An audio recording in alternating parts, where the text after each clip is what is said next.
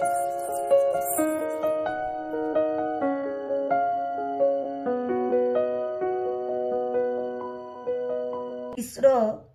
ఇటీవల ప్రయోగించిన ఇన్సాట్ 3DS ఎలాంటి ఉపగ్రహం?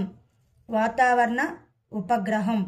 ఇటీవల వార్తల్లో సింగ్చుంగ్ బుగున్ విలేజ్ కమ్యూనిటీ రిజర్వ్ ఏ రాష్ట్రంలో ఉంది? అరుణాచల్ ప్రదేశ్.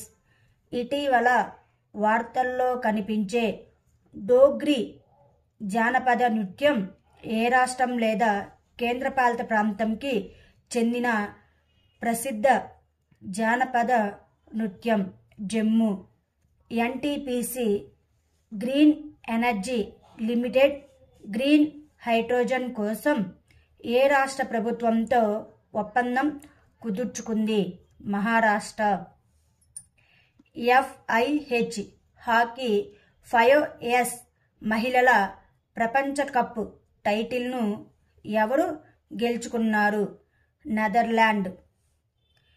ఫిల్మ్ఫేర్ అవార్డ్స్ 2024లో బెస్ట్ పాపులర్ ఫిలిం అవార్డును గెలుచుకున్న చిత్రం ఏది? 12వ ఫెయిల్. ఇటీవల ఏక్ సమందర్ మేరే అందర్ అనే పుస్తకం ప్రచురించబడింది. ఇది ఎవరిచే వ్రాయబడింది? Sanjeev Joshi.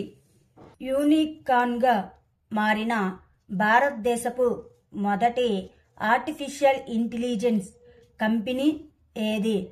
కుట్రిమ్.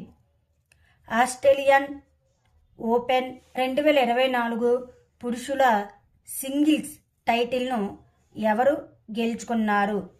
Jannik sinner.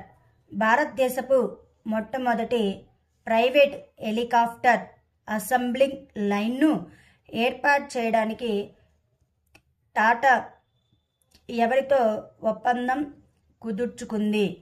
Air bus.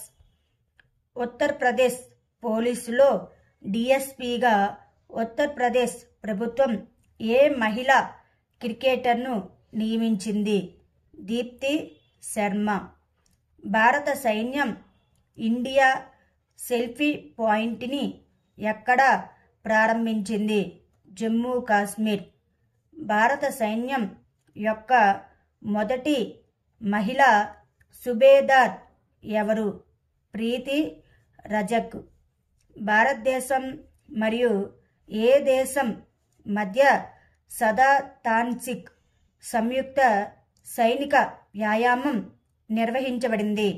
Saudi Arab.